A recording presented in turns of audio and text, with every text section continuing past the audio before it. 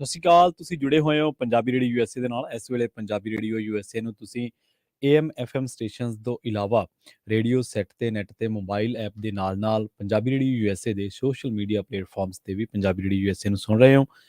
Programme ਖਬਰ ਤੇ ਨਜ਼ਰ ਲੈ ਕੇ ਹਾਜ਼ਰ ਹਾਂ। ਮੈਂ ਹਾਂ ਪ੍ਰਵੀਨ ਸ਼ਰਮਾ ਤੇ ਪ੍ਰੋਗਰਾਮ ਦੇ ਵਿੱਚ ਖਬਰਾਂ ਤੇ ਚਰਚਾ ਕਰਨ ਦੇ ਲਈ ਮੇਰੇ ਨਾਲ ਜੁੜ ਚੁੱਕੇ ਨੇ ਮਿੰਟੂ ਗੁਰਸਰੀਆ ਜੀ। ਉਹਨਾਂ ਦਾ ਸਵਾਗਤ ਕਰਦੇ ਹਾਂ। ਫਿਰ ਵੱਧਦੇ ਹਾਂ ਖਬਰਾਂ ਦੀ ਤਫਸੀਲ ਦੇ ਵੱਲ। ਮਿੰਟੂ ਸਤਿ ਸ਼੍ਰੀ ਅਕਾਲ ਜੀ, ਸਵਾਗਤ ਹੈ ਪੰਜਾਬੀ ਰੇਡੀਓ ਯੂਐਸਏ ਤੇ ਜੀ। ਸ਼ੁਕਰੀਆ ਸਾਰਿਆਂ ਨੂੰ, ਸਤਿ ਸ੍ਰੀ ਅਕਾਲ ਜੀ। ਪ੍ਰੋਗਰਾਮ ਦੇ ਵਿੱਚ ਅੱਗੇ ਵਧਣ ਤੋਂ ਪਹਿਲਾਂ ਧੰਨਵਾਦ ਕਰਦੇ ਚੱਲੀਏ ਸਪਾਂਸਰਸ ਦਾ, ਜਿਹੜੇ ਜ਼ਰੀਆ ਬਣਦੇ ਨੇ ਇਹਨਾਂ ਪ੍ਰੋਗਰਾਮਾਂ ਨੂੰ ਤੁਹਾਡੇ ਤੱਕ ਪਹੁੰਚਾਉਣ ਦੇ ਲਈ। ਖਾਲਸਾ ਇੰਸ਼ੋਰੈਂਸ ਏਜੰਸੀ ਵਾਲੇ ਪਿਛਲੇ ਕਈ ਦਹਾਕਿਆਂ ਤੋਂ ਇੰਸ਼ੋਰੈਂਸ ਦੇ ਵਿੱਚ ਸ਼ਾਨਦਾਰ ਸੇਵਾਵਾਂ ਦੇਣ ਦੇ ਲਈ ਜਾਣੇ ਜਾਂਦੇ ਨੇ। ਕਿਸੇ ਵੀ ਤਰ੍ਹਾਂ ਦੀ ਇੰਸ਼ੋਰੈਂਸ ਦੇ ਲਈ ਤੁਸੀਂ ਇਹਨਾਂ ਦੇ ਨਾਲ 408 272 2500 ਤੇ ਗੱਲ ਕਰ ਸਕਦੇ ਹੋ। ਟਰਕੀਆਨਾ ਇਮੀਗ੍ਰੇਸ਼ਨ ਲਾਅ ਫਰਮ ਵਾਲੇ, ਜੇ ਟਰਕੀਆਨਾ ਇਮੀਗ੍ਰੇਸ਼ਨ ਬਾਬਤ ਤੁਹਾਡਾ ਕੋਈ ਸਵਾਲ ਹੈ, ਕੋਈ ਸਲਾਹ ਕਰਨੀ ਹੈ ਤਾਂ ਜੇ ਦੇ ਨਾਲ 415 909 0503 ਤੇ ਗੱਲ ਕੀਤੀ ਜਾ ਸਕਦੀ ਹੈ। ਕ੍ਰਿਸ਼ਨ ਧਨੋਟਾ ਯੂਨੀਵਰਸਿਟੀ, ਬਲਜਿੰਦਰ ਸਿੰਘ ਨਿਜਰ ਵੁੱਡਲੈਂਡ, ਪਰਮਜੀਤ ਕੌਰ ਰੰਗੀ ਵੈਕਾਵਿਲ, ਹਰਨੇਕ ਸਿੰਘ ਪਾਵਲੇਨੀਅਨ ਕੰਜ਼ੀਰੈਂਟਨ ਜੀਐਨ ਲੂਬ ਵਾਲੇ ਟਰੱਕ ਵਾਸ਼ ਕਰਦੇ ਨੇ, ਆਇਲ ਚੇਂਜ ਕਰਵਾ ਸਕਦੇ ਹੋ। ਏਅਰ ਬ੍ਰੇਕਾਂ ਦਾ ਕੰਮ ਤਸੱਲੀ ਬਖਸ਼ ਕਰਦੇ ਨੇ, ਨਵੇਂ ਪੁਰਾਣੇ ਟਾਇਰ ਵੀ ਇਹਨਾਂ ਤੋਂ ਲੈ ਸਕਦੇ ਹੋ।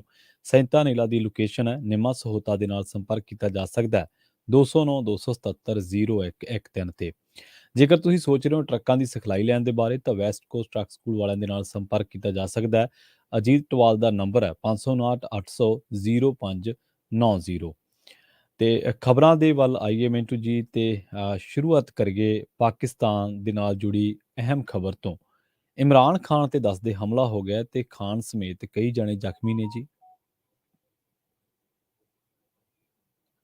ਇਹ ਅੱਜ ਦੇਰ ਸ਼ਾਮ ਦੀ ਗੱਲ ਆ ਜੀ। ਵੈਸੇ ਇੰਡੀਆ ਦੇ ਵਿੱਚ ਦੇਰ ਸ਼ਾਮ ਨੂੰ ਖਬਰ ਆਈ ਆ। ਇਹ ਸ਼ਾਮੀ ਹਮਲਾ ਹੋ ਗਿਆ ਸੀਗਾ। ਇਹਦੇ ਵਿੱਚ ਹੁਣ ਤੱਕ 9 ਤੋਂ 14 ਜ਼ਖਮੀ ਦੱਸੇ ਜਾ ਰਹੇ ਆ। ਇਹ ਮੈਂ ਅਲੱਗ-ਅਲੱਗ ਪਾਕਿਸਤਾਨ ਦੀਆਂ ਜਿਹੜੀਆਂ ਖਬਰਾਂ ਨੇ ਉਹਦੇ ਹਵਾਲੇ ਨਾਲ ਕਹਿ ਰਿਹਾ ਕਿ ਕੋਈ 9 ਕਹਿ ਰਿਹਾ, ਕੋਈ 14 ਕਹਿ ਰਿਹਾ, ਜਦ ਕਿ ਇੰਡੀਅਨ ਮੀਡੀਆ 6 ਕਹਿ ਰਿਹਾ। ਇਮਰਾਨ ਖਾਨ ਹਾਲ ਦੀ ਘੜੀ ਸਹੀ ਨੇ, ਸਥਿਰ ਹੈ ਉਹਨਾਂ ਦੀ ਹਾਲਤ, ਪਰ ਗੋਲੀ ਲੱਗੀ ਆ ਉਹਨਾਂ ਦੀ ਲੱਤ ਦੇ ਵਿੱਚ। ਗੋਲੀ ਲੱਗੀ ਆ। ਗੋਲੀ ਹੁਣ ਸ਼ੋ ਕੇ ਨਿਕਲ ਗਈ ਆ ਜਾਂ ਗੋਲੀ ਆਰ-ਪਾਰ ਹੋਈ ਆ ਜਾਂ ਵਿੱਚ ਹੈ, ਇਹ ਹਾਲੇ ਜਦੋਂ ਤੱਕ ਮੈਡੀਕਲ ਕੋਈ ਬੁਲੇਟਿਨ ਜਾਰੀ ਨਹੀਂ ਹੁੰਦਾ ਉਦੋਂ ਤੱਕ ਆਪਾਂ ਗੱਲ ਕਰਨ ਤੋਂ ਗਰੇਜ਼ ਕਰਾਂਗੇ। ਹਮਲਾ ਹੋਇਆ ਵਜ਼ੀਰਾਬਾਦ ਦੇ ਵਿੱਚ, ਕਚਹਿਰੀ ਚੌਂਕ ਤੇ ਲਾਗੇ ਸੰਬੋਧਨ ਕਰਨਾ ਸੀ ਇਮਰਾਨ ਖਾਨ ਨੇ, ਤਾਂ ਉਥੇ ਇੱਕ ਹਮਲਾ ਹੁੰਦਾ, ਤਾੜ-ਤਾੜ ਗੋਲੀਆਂ ਚੱਲਦੀਆਂ, ਬ੍ਰਸ਼ਟ ਵੱਜਦਾ। ਪਰ ਉਸ ਤੋਂ ਪਹਿਲਾਂ ਇੱਕ ਜਿੱਦਾਂ ਪਟਾਕਾ ਫੁੱਟਦਾ, ਪਟਾਕਾ ਜਿਵੇਂ ਆਪਾਂ ਚਲਾਉਂਦੇ ਆ, ਇਸ ਤਰ੍ਹਾਂ ਇੱਕ ਫਾਇਰ ਹੁੰਦਾ ਹੈ। ਤਾਂ ਹਾਲ ਦੀ ਘੜੀ ਇੱਕ ਬੰਦੇ ਨੂੰ ਹਿਰਾਸਤ ਦੇ ਵਿੱਚ ਲੈ ਲਿਆ ਗਿਆ। ਉਹਦਾ ਇਕਬਾਲੀਆ ਬਿਆਨ ਵੀ ਜਿਹੜਾ ਆ ਉਹ ਮੀਡੀਆ ਦੇ ਵਿੱਚ ਆਇਆ। ਉਹ ਥਾਣੇ 'ਚ ਖਲੋਤਾ ਹੈ ਜਾਂ ਕਿਸੇ ਏਜੰਸੀ ਦੇ ਦਫ਼ਤਰ 'ਚ ਖਲੋਤਾ ਹੈ, ਤਾਂ ਉਹਦੇ ਬਾਰੇ ਕਿਹਾ ਨਹੀਂ ਜਾ ਸਕਦਾ। ਪਰ ਕੁਝ ਵੀਡੀਓਜ਼ ਐਸੀਆਂ ਵੀ ਨੇ ਕਿ ਜਦੋਂ ਉਹ ਮੈਗਜ਼ੀਨ ਭਰਨ ਲੱਗਦਾ ਫਾਇਰਿੰਗ ਤੋਂ ਬਾਅਦ, ਪਹਿਲੀ ਸ਼ਾਇਦ ਫਾਇਰਿੰਗ ਹੋ ਗਈ ਪਹਿਲਾਂ, ਕੜਕ ਮਤਲਬ ਕਿ 1-2 ਫਾਇਰ ਜਿਹੜੇ ਹੋਏ, ਉਸ ਤੋਂ ਬਾਅਦ ਮੈਗਜ਼ੀਨ ਲੋਡ ਕਰਨ ਵੇਲੇ ਇੱਕ PTI ਦਾ ਹੀ ਦਲੇਰ ਕਾਰਕੁਨ ਨੂੰ ਹੱਥ ਪਾ ਲੈਂਦਾ। ਹੱਥ ਪਾ ਕੇ ਉਹਨੂੰ ਸੁੱਟ ਲੈਂਦਾ, ਭੱਜਣ ਦਾ ਯਤਨ ਕਰਦਾ, ਤਾਂ ਫਿਰ ਉਹ ਫੜਿਆ ਜਾਂਦਾ। ਪਰ ਇਸੇ ਦਰਮਿਆਨ ਇੱਕ ਬ੍ਰਸ਼ਟ ਵੱਜਦਾ ਹੈ। ਮੈਂ ਕਈ ਫੋਟੋਆਂ, ਕਈ ਚੈਨਲਾਂ ਤੇ ਜਾ ਕੇ ਵੀਡੀਓਜ਼ ਦੇਖੇ ਆ, ਤਾਂ ਪਿਸਟਲ ਜਾਂ ਰਿਵਾਲਵਰ ਇਹ ਚੀਜ਼ਾਂ ਤੋਂ ਇਲਾਵਾ ਸ਼ੱਕ ਇਹ ਆ ਕਿ ਉਹ ਜਿਹੜਾ ਬ੍ਰਸ਼ਟ ਵੱਜਾ ਹੋ ਸਕਦਾ ਕੋਈ ਆਟੋਮੈਟਿਕ ਹੋਰ ਹਥਿਆਰ ਇਸਤੇਮਾਲ ਹੋਇਆ ਹੋਵੇ, ਕਿਉਂਕਿ ਸਾਡੇ ਤੋਂ ਬਹੁਤ ਦੂਰ ਵਾਪਰਿਆ ਹਾਦਸਾ ਹੈ, ਦੂਰ ਵਾਪਰਿਆ ਸਾਰਾ ਘਟਨਾਕ੍ਰਮ ਆ। ਅਸੀਂ ਉਨੀ ਕੁ ਗੱਲ ਕਰਾਂਗੇ ਜਿੰਨੀ ਕੁ ਸਾਨੂੰ ਸਮਝ ਆ ਰਹੀ ਆ, ਜਿੰਨੀਆਂ ਕੁ ਆਫੀਸ਼ੀਅਲੀ ਸਟੇਟਮੈਂਟਾਂ ਜਾਂ ਆਫੀਸ਼ੀਅਲੀ ਜਿੰਨੀਆਂ ਵੀ ਰਿਪੋਰਟਾਂ ਆ ਰਹੀਆਂ। ਤਾਂ ਉੱਥੇ ਫਿਰ ਉਹਨੂੰ ਫੜ ਲਿਆ ਗਿਆ, ਤਾਂ ਉਹਦੇ ਕਹਿਣ ਦਾ ਤਾਂ ਇਹੋ ਹੀ ਨਤੀਜਾ ਨਿਕਲਦਾ। ਉਹ ਕਹਿੰਦਾ ਹੈ ਕਿ ਇਹ ਗੁੰਮਰਾਹ ਕਰ ਰਿਹਾ ਲੋਕਾਂ ਨੂੰ, ਮੈਂ ਤਾਂ ਇਹਨੂੰ ਮਾਰਨ ਆਇਆ ਸੀਗਾ। ਪਰ ਜੋ ਮੈਂ ਉਸ ਜਗ੍ਹਾ ਨੂੰ ਦੇਖ ਰਿਹਾ ਸੀ, ਜੋ ਉਸ ਜਗ੍ਹਾ ਦਾ ਅੰਦਾਜ਼ਾ ਲਾ ਰਿਹਾ, ਜਿੰਨਾ ਵੀ ਵਿਜ਼ੂਅਲੀ ਆਪਣੇ ਕੋਲ ਸਾਰਾ ਸਮਾਨ ਹੈਗਾ ਵੇਖਣ ਵਿਖਾਉਣ ਵਾਸਤੇ, ਤਾਂ ਲੱਗਦਾ ਇਹ ਹੈ ਕਿ ਉਹ ਬੰਦਾ ਜਾਂ ਤਾਂ ਖੁਦ ਗੁੰਮਰਾਹ ਹੋ ਗਿਆ ਤੇ ਜਾਂ ਖੁਦ ਗੁੰਮਰਾਹ ਕਰ ਰਿਹਾ ਹੈ। ਮੈਨੂੰ ਤੇ ਇਉਂ ਲੱਗ ਰਿਹਾ। ਤਾਂ ਖੈਰ ਉੱਥੋਂ ਦੀ ਰਾਜਨੀਤੀ 'ਚ ਭੁਚਾਲ ਆ ਗਿਆ। ਜੇ ਖੁਦਾ ਨਾ ਖਾਸਤਾ ਇਮਰਾਨ ਖਾਨ ਨੂੰ ਕੁਝ ਹੋ ਜਾਂਦਾ ਤਾਂ ਮੈਨੂੰ ਲੱਗਦਾ ਕਿ ਪਾਕਿਸਤਾਨ 'ਚ ਅੱਜ ਸਿਵਲ ਵਾਰ ਦਾ ਬਹੁਤ ਵੱਡਾ ਇਮਕਾਨ ਸੀਗਾ। ਹਾਲ ਦੀ ਘੜੀ ਉੱਥੇ ਸਥਿਤੀ ਬਹੁਤ ਸਟ੍ਰੈਸ ਵਾਲੀ ਆ, ਤਣਾਅ ਵਾਲੀ ਆ। ਬਹੁਤ ਸਾਰੇ ਜਿਹੜੇ ਇਹਨਾਂ ਦੇ ਕਾਰਕੁਨ ਇਕੱਤਰ ਆ। ਤੇ ਹੁਣ ਇਸ ਤੋਂ ਇਲਾਵਾ ਜਿਹੜੀ ਵੱਡੀ ਗੱਲ ਹੈ ਕਿ ਜਿਹੜਾ ਲੌਂਗ ਮਾਰਚ ਚੱਲ ਰਿਹਾ ਹੈ, ਲੌਂਗ ਮਾਰਚ ਦਾ ਉਹ ਅੱਜ 7ਵਾਂ ਦਿਨ ਸੀ। ਫਿਲਹਾਲ ਉਹਦੇ ਬਾਰੇ ਕੋਈ ਰਿਪੋਰਟ ਨਹੀਂ ਹੈ, ਕੋਈ ਜਾਣਕਾਰੀ ਨਹੀਂ ਹੈ ਕਿ ਉਸ ਨੂੰ ਕੰਟੀਨਿਊ ਕੀਤਾ ਜਾਏਗਾ ਜਾਂ ਉਸ ਨੂੰ ਇੱਕ ਵਾਰੀ ਰੋਕ ਦਿੱਤਾ ਜਾਏਗਾ।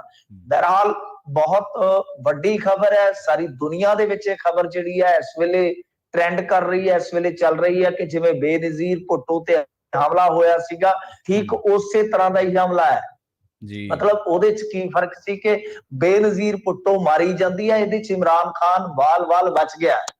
ਤਾਂ ਹੁਣ ਇਹਦੇ ਪਿੱਛੇ ਕੌਣ ਆ, ਕੀ ਗੱਲਬਾਤ ਆ, ਕੀ ਹਿਸਾਬ ਕਿਤਾਬ ਆ, ਹਾਲੇ ਕੁਝ ਵੀ ਨਹੀਂ ਕਹਿ ਸਕਦੇ ਆਪਾਂ, ਪਰ ਇਹ ਬਹੁਤ ਵੱਡਾ ਤੇ ਜਿੱਦਾਂ ਕਹਿ ਲਈਏ ਨਾ ਕਿ ਬਹੁਤ ਵਿਉਂਤਿਆ ਹੋਇਆ ਹਮਲਾ ਜਾਪਦਾ ਹੈ ਜੀ। ਹਾਲ ਦੀ ਘੜੀ ਇਹੋ ਰਿਪੋਰਟਾਂ ਨੇ, ਪਾਕਿਸਤਾਨ ਚੋਂ ਹੋਰ ਕੋਈ ਜਾਣਕਾਰੀ ਆਈ ਤਾਂ ਉਹ ਵੀ ਜਟਾ ਲਵਾਂਗੇ, ਪਰ ਬਹੁਤ ਵੱਡੀ ਖਬਰ ਹੈ। ਪਰ ਵੱਡੀ ਖਬਰ ਇਮਰਾਨ ਖਾਨ ਦੇ ਚਾਹਣ ਵਾਲਿਆਂ ਵਾਸਤੇ ਆ ਕਿ ਇਮਰਾਨ ਖਾਨ ਠੀਕ ਆ, ਤੰਦਰੁਸਤ ਆ ਜੀ। ਵਾਕਈ, ਕਿਉਂਕਿ ਮਿੰਟੂ ਜੀ ਪਾਕਿਸਤਾਨ ਦੀ ਰਾਜਨੀਤੀ ਤੇ ਸਿਆਸਤ ਤੇ ਅੱਖ ਸਾਰੇ ਵਿਸ਼ਵ ਦੀ ਰਹਿੰਦੀ ਹੈ ਤੇ ਨਾਲ ਪਾਕਿਸਤਾਨ ਵੈਸੇ ਵੀ ਇਮਰਾਨ ਖਾਨ ਤੱਕ ਕੌਮਾਂਤਰੀ ਪਲੇਅਰ ਰਹਿ ਚੁੱਕੇ ਨੇ, ਇਸ ਕਰਕੇ ਉਹਨਾਂ ਨੂੰ ਉਹਨਾਂ ਦੀ ਜਿਹੜੀ ਸ਼ਖਸੀਅਤ ਆ ਉਹ ਇਸ ਤਰ੍ਹਾਂ ਦੀ ਆ, ਉਹਨਾਂ ਦਾ ਜਿਹੜਾ ਵਿਅਕਤੀਤਵ ਇਸ ਤਰ੍ਹਾਂ ਦਾ ਕਿ ਉਹਨਾਂ ਨਾਲ ਜੁੜੀ ਖਬਰ ਆਲ ਵਰਲਡ 'ਚ ਵੈਸੇ ਹੀ ਫੈਲ ਜਾਂਦੀ ਹੈ। ਅਗਲੀ ਖਬਰ ਦੇ ਵੱਲ ਵਧੀਏ ਮੈਂ ਮਿੰਟੂ ਜੀ, ਤੇ ਗੱਲ ਕਰੀਏ ਸੁਖਬੀਰ ਸਿੰਘ ਬਾਦਲ ਦੀ। ਕਹਿੰਦੇ ਗ੍ਰਿਫਤਾਰੀ ਦੀ ਨੌਬਤ ਆਈ ਤਾਂ ਸੁਖਬੀਰ ਬਾਦਲ ਅਦਾਲਤ ਪਹੁੰਚ ਗਏ। ਹਾਂਜੀ, ਦੇਖੋ ਇਹੀ ਹੈ ਕਿ ਜਦੋਂ ਬਣਦੀ ਹੈ ਫਿਰ ਤੁਹਾਨੂੰ ਪਤਾ ਹੀ ਹੈ ਕਿ ਬਣੀ ਨਵੇੜਨੀ ਪੈਂਦੀ ਆ। ਸੁਖਬੀਰ ਸਿੰਘ ਬਾਦਲ ਤੇ ਗ੍ਰਿਫਤਾਰੀ ਦੀ ਤਲਵਾਰ ਲਟਕ ਰਹੀ ਸੀਗੀ। ਲੱਗਦਾ ਇਉਂ ਸੀਗਾ ਕਿ ਜੇ ਅੱਜ ਵੀ ਥੋੜੀ ਜਿਹੀ ਕੁਤਾਹੀ ਕਰ ਦਿੱਤੀ ਤੇ ਫੇਰ ਬਈ ਬਹੁਤ ਔਖਾ ਹੋ ਜਾਏਗਾ। ਪਰ ਉਹ ਕਹਿੰਦੇ ਹੁੰਦੇ ਆ ਨਾ ਕਿ ਪਾਲੇ ਨਾਲ ਹੀ ਗੋਡੇ ਢਿੱਡ ਨੂੰ ਆਉਂਦੇ ਆ, ਜਦੋਂ ਤੰਗੀ ਹੁੰਦੀ ਆ ਨਾ ਫੇਰ ਹੀ ਬੰਦਾ ਨਿਕਲਦਾ ਹੈ। ਤਾਂ ਸੁਖਬੀਰ ਸਿੰਘ ਬਾਦਲ ਅੱਜ ਅਦਾਲਤ ਦੇ ਵਿੱਚ ਪੇਸ਼ ਹੋਏ ਨੇ। ਸਮਨ ਇਹਨਾਂ ਨੂੰ ਭੇਜੇ ਗਏ ਸਨ, ਵਾਰ-ਵਾਰ ਬੁਲਾਇਆ ਗਿਆ ਸੀ, ਰਿਸੀਵ ਨਹੀਂ ਸੀ ਕਰ ਰਹੇ। ਤੇ ਜਿੱਤ ਤੋਂ ਬਾਅਦ 10 ਅਕਤੂਬਰ ਦਾ ਸੁਖਬੀਰ ਸਿੰਘ ਬਾਦਲ ਤੇ ਵਿਰਸਾ ਸਿੰਘ ਵਲਟੋਆ ਦੇ ਖਿਲਾਫ ਯਾਨੀ ਇਹ ਸਾਰਾ ਕੁਛ ਜਿਹੜਾ ਕਰ ਦਿੱਤਾ ਗਿਆ ਸੀਗਾ ਕਿ ਜੇ ਤੁਸੀਂ ਹੁਣ ਨਾ ਆਏ ਤਾਂ ਫਿਰ ਗੈਰ ਜ਼ਮਾਨਤੀ ਵਾਰੰਟ ਯਾਨੀ ਕਿ ਗ੍ਰਿਫਤਾਰੀ ਹੋ ਸਕਦੀ ਹੈ।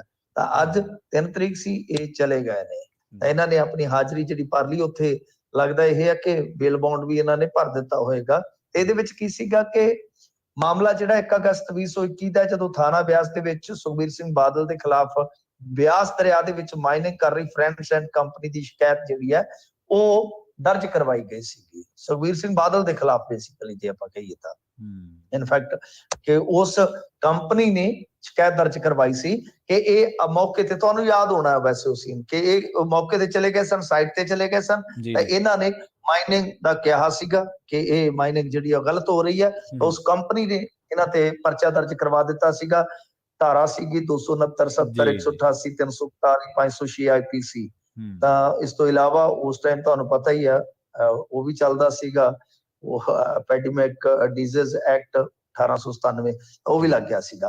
ਤਾਂ ਇਹ ਮਾਮਲਾ ਜਿਹੜਾ ਉਹ ਕਾਫੀ ਪੁਰਾਣਾ ਹੈ, ਸਾਲ ਸਵਾ ਸਾਲ ਪੁਰਾਣਾ ਹੈ ਹਿਸਾਬ ਲਾ ਲਓ। ਤਾਂ ਜਦ ਇਹ ਵਾਰ-ਵਾਰ ਸੱਦੇ ਤੋਂ ਵੀ ਨਹੀਂ ਸੀ ਆ ਰਹੇ ਤਾਂ ਹੁਣ ਅਖੀਰ ਦੇ ਵਿੱਚ ਫਿਰ ਇਹਨਾਂ ਨੂੰ ਗੈਰ ਜ਼ਮਾਨਤੀ ਵਾਰੰਟ ਦਾ ਜਦੋਂ ਡਰ ਪਿਆ ਤੇ ਹੁਣ ਇਹ ਭੱਜ ਆਏ ਨੇ ਭਾਈ, ਆ ਗਏ ਆ ਤਾਂ ਬੇਲ ਬੌਂਡ ਭਰ ਲਿਆ, ਸਾਰਾ ਕੁਝ ਹੋ ਗਿਆ। ਉਸ ਤੋਂ ਬਾਅਦ ਬਾਹਰ ਆਏ ਆ। ਬਾਹਰ ਆ ਕੇ ਅੱਜ ਇਹਨਾਂ ਨੇ ਜਦੋਂ ਸਵਾਲ ਕੀਤਾ ਗਿਆ ਉੱਥੇ ਕਿ ਹਾਂ ਬਾਈ ਕੀ ਕਹਿਣਾ ਚਾਹੋਗੇ, ਬੀਬੀ ਜਗੀਰ ਕੌਰ ਬਾਰੇ ਤਾਂ ਖੁੱਲ ਕੇ ਨਹੀਂ ਬੋਲੇ, ਇੰਨਾ ਹੀ ਕਿਹਾ ਕਿ ਦੇਖੋ ਜੀ ਮੈਂ ਉਹਨਾਂ ਦੀ ਬੜੀ ਇੱਜ਼ਤ ਕਰਦਾ, ਮੇਰੇ ਪਿਤਾ ਜੀ ਵੀ ਉਹਨਾਂ ਦੀ ਬਹੁਤ ਇੱਜ਼ਤ ਕਰਦੇ ਨੇ। ਤਾਂ ਇੰਨਾ ਹੀ ਕਿਹਾ ਇਸ ਖੱਖੜ ਖਈਏ ਤੇ ਜਿਹੜਾ ਕਿ ਬਹੁਤ ਜ਼ਿਆਦਾ ਪਿਆ ਪਿਆ। ਪਰ ਸਭ ਤੋਂ ਵੱਡੀ ਗੱਲ ਹੈ ਕਿ ਸੁਖਬੀਰ ਸਿੰਘ ਬਾਦਲ ਨੇ ਬੇਲ ਬੌਂਡ ਜਿਹੜਾ ਭਰ ਦਿੱਤਾ ਹੋਏਗਾ, ਜ਼ਮਾਨਤ ਕਰਵਾ ਲਈ ਹੋਏਗੀ। ਪਰ ਇਸੇ ਦਰਮਿਆਨ ਅੱਜ ਇੱਕ ਹੋਰ ਚੀਜ਼ ਨਿਕਲੀ ਹੈ ਕਿ ਆਮ ਆਦਮੀ ਪਾਰਟੀ ਦੇ ਇੱਕ ਵਿਧਾਇਕ ਨੂੰ ਵੀ ਭਗੌੜਾ ਐਲਾਨ ਦਿੱਤਾ ਹੈ। ਮਤਲਬ ਕਿ ਬਰੋਬਰ ਆ, ਕੋਈ ਕਸਰ ਨਹੀਂ ਰਹਿਣ ਦੇਣੀ। ਜੇ ਉਹਨਾਂ ਦਾ ਤੇ ਉਹਨਾਂ ਦਾ, ਅਸੀਂ ਵੀ ਮਤਲਬ ਕਿ ਐਂ ਹੀ ਚੱਲਾਂਗੇ ਕਿ ਜੇ ਉਹਨਾਂ ਦੀ ਹੈ ਤੇ ਉਹਨਾਂ ਦੀ, ਤੇ ਜੇ ਉਹਨਾਂ ਦੀ ਉਹਨਾਂ ਦੀ ਹੈ। ਤਾਂ ਇਹਨਾਂ ਦੇ ਦਲਵੀਰ ਸਿੰਘ ਤੁੰਗ ਦੇ ਖਿਲਾਫ ਵੀ ਇੱਕ ਮਾਮਲਾ ਸੀਗਾ, ਉਹ ਵੀ ਅਦਾਲਤ 'ਚ ਪੇਸ਼ ਨਹੀਂ ਸੀ ਹੋ ਰਹੇ। ਤਾਂ ਬਹਰਹਾਲ ਉਹਨਾਂ ਨੂੰ ਵੀ ਭਗੌੜਾ ਐਲਾਨ ਦਿੱਤਾ ਹੈ। ਸੋ ਇਹ ਕਿੰਨਾ ਕੁ ਸਤਿਕਾਰ ਕਰਦੇ ਆ ਕਾਨੂੰਨ ਦਾ, ਕਿੰਨਾ ਕੁ ਮਾਣ ਰੱਖਦੇ ਅਦਾਲਤਾਂ ਦਾ, ਇਹ ਤੇ ਡੁੱਲ ਪੈਣ ਡਿਆ, ਡੁੱਲ ਕੇ ਜੀ। ਅਗਲੀ ਖਬਰ ਦੇ ਵੱਲ ਵਧੀਏ ਤੇ ਕੇਜਰੀਵਾਲ ਦੀ ਗੱਲ ਕਰੀਏ। ਕੇਜਰੀਵਾਲ ਦਾ ਰੋਡ ਸ਼ੋਅ ਸੀਗਾ ਤੇ ਉੱਥੇ ਕੋਈ ਰੋਸ ਮੁਜ਼ਾਹਰਾ ਵੀ ਹੋਇਆ ਮਿੰਟੂ ਜੀ? ਨਹੀਂ, ਦੇਖੋ ਇਹਨਾਂ ਨੇ ਬੜੀ ਗਲਤ ਗੱਲ ਕੀਤੀ ਆ। ਉਹ ਗਏ ਸਨ ਕੁਛ ਇੱਥੋਂ ਜਥੇਬੰਦੀਆਂ ਵਾਲੇ ਪੰਜਾਬ ਦੇ ਵਿੱਚੋਂ, ਪਰ ਇਹਨਾਂ ਨੇ ਜੋ ਉੱਥੇ ਸਲੂਕ ਕੀਤਾ ਉਹ ਠੀਕ ਨਹੀਂ ਹੈ। ਪਹਿਲੀ ਗੱਲ ਤੇ ਆ ਉੱਥੇ ਅਰਵਿੰਦ ਕੇਜਰੀਵਾਲ ਇਹ ਵੀ ਕਹਿੰਦਾ ਦਿਖਾਈ ਦਿੱਤਾ ਕਿ ਇਹ ਏਜੰਟ ਨੇ, ਕਿਉਂਕਿ ਮੀਡੀਆ ਰਿਪੋਰਟਾਂ ਬੋਲ ਰਹੀਆਂ ਨੇ ਇਹ ਵੀ ਕਿਹਾ ਗਿਆ ਕਿ ਇਹ ਜੀ ਭਾਜਪਾ ਦੇ ਏਜੰਟ ਆ। ਇਹ ਇਹਨਾਂ ਦਾ ਵੈਸੇ ਬੜਾ ਰਟਿਆ ਰਟਾਇਆ ਡਾਇਲੌਗ ਹੈ। ਕੋਈ ਚੰਗਾ ਸਵਾਲ ਕਰ ਲੇਗਾ, ਪੱਤਰਕਾਰ ਨੂੰ ਵੀ ਕਹਿ ਦਿੰਦੇ ਕਿ ਤੂੰ ਕਿਸੇ ਪਾਰਟੀ ਦਾ ਜੀ।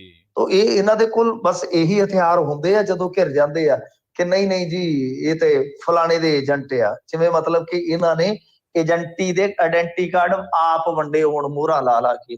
ਤਾਂ ਖੈਰ ਉੱਥੇ ਗਏ ਸਨ ETT ਅਧਿਆਪਕ, ਜਦੋਂ ਉਹਨਾਂ ਨੇ ਪ੍ਰਦਰਸ਼ਨ ਕੀਤਾ ਸੋਲਨ ਦੇ ਵਿੱਚ, ਇਹਨਾਂ ਨੇ ਰੋਡ ਸ਼ੋਅ ਕੱਢਣਾ ਸੀਗਾ। ਭਗਵੰਤ ਮਾਨ ਵੀ ਉੱਥੇ ਸੀਗੇ, ਅਰਵਿੰਦ ਕੇਜਰੀਵਾਲ ਵੀ ਉੱਥੇ ਸੀਗੇ। ਜਦੋਂ ਉੱਥੇ ਪਹੁੰਚੇ ਤਾਂ 12 ਤਰੀਕ ਨੂੰ ਜਿਹੜੀ ਚੋਣ ਹੋਣੀ ਆ, ਹੁਣ ਮੰਗਾਇਆ ਇਹਨਾਂ ਨੇ ਜਦੋਂ ਆਪਣਾ ਉੱਥੇ ਸਾਰਾ ਪਿੰਡ।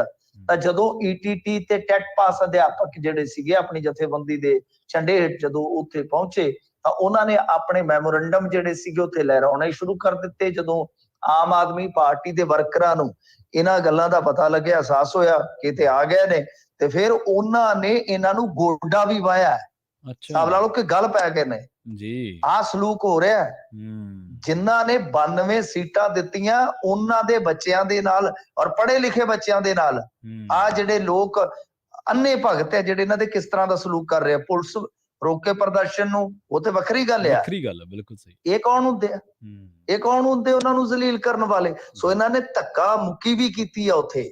ਇਹ ਮੀਡੀਆ ਰਿਪੋਰਟਾਂ ਨੇ, ਹਿਮਾਚਲ ਚੋਂ ਰਿਪੋਰਟਾਂ ਆ ਰਹੀਆਂ ਨੇ ਕਿ ਆਪ ਵਰਕਰਾਂ ਨੇ ਇਹਨਾਂ ਤੇ, ਮੈਂ ਬੋਲ ਦੇਣਾ हिंदी च, हिमाचली वेबसाइट की लिखती है, आप वर्करों ने इन लोगों पर जमकर लात घूंसे बरसाए। कि ये सलूक ठीक है? किथे तो तुसी मुलाजमां नूं किहा सीगा कि तुहाडे दुख तकलीफ आपां सारे दूर कर देने आ, तुहाडे ते इतबार कीता। सारे जेडे तुसी शुरुआत दे विच वेखे होणे आ प्रवीण जी, जेडे बैलेट पेपर खुले सीगे तां उत्थों ही लीड बननी स्टार्ट हो गई सी, यानी मुलाजमां ने धड़ा धड़ वोटां पाईआं। फिर कच्चिਆਂ ने ਅੱਡ ਜ਼ੋਰ ਲਾਇਆ ਕਿ ਇਹਨਾਂ ਤੇ ਉਮੀਦ ਸੀ ਕਿ ਜੇ ਇਹ ਵੀ ਨਹੀਂ ਤਾਂ ਫਿਰ ਸਾਰੇ ਹੀ ਮਤਲਬ ਕਿ ਸਾਡੇ ਵਾਸਤੇ ਨਕਾਰੇ ਆ। ਤਾਂ ਚਲੋ ਘੱਟੋ ਘੱਟ ਤੁਸੀਂ ਠੀਕ ਆ ਕਿ ਸਾਰਿਆਂ ਨੂੰ ਇੱਕੋ ਵਾਰ ਐਡਜਸਟ ਨਹੀਂ ਕਰ ਸਕਦੇ, ਤਾਂ ਕੋਈ ਸਲੂਕ ਤੇ ਚੱਜ ਦਾ ਕਰੋ ਨਾ, ਵਿਹਾਰ ਤਾਂ ਚੱਜ ਦਾ ਕਰੋ। ਤੁਹਾਡਾ ਲੀਡਰ ਕਹਿ ਰਿਹਾ ਕਿ ਏਜੰਟ ਨੇ, ਤੁਸੀਂ ਉਹਨਾਂ ਦੇ ਛਿੱਤਰ ਫੇਰ ਰਹੇ ਹੋ, ਇਹ ਕੋਈ ਚੱਜ ਦੀ ਗੱਲ ਆ? ਕੰਮ ਦੀ ਗੱਲ ਕਰੋ। ਤੇ ਹੁਣ ਜਿਹੜੀ ਗੱਲ ਹੈ ਕਿ ਰੋਡ ਸ਼ੋ ਇਹਨਾਂ ਨੂੰ ਅੱਧ ਵਿਚਾਲੇ ਛੱਡਣਾ ਪਿਆ। ਤੇ ਜਥੇਬੰਦੀਆਂ ਨੇ ਆਪਣੀ ਉੱਥੇ ਹਾਜ਼ਰੀ ਦਰਜ ਕਰਵਾਈ ਆ।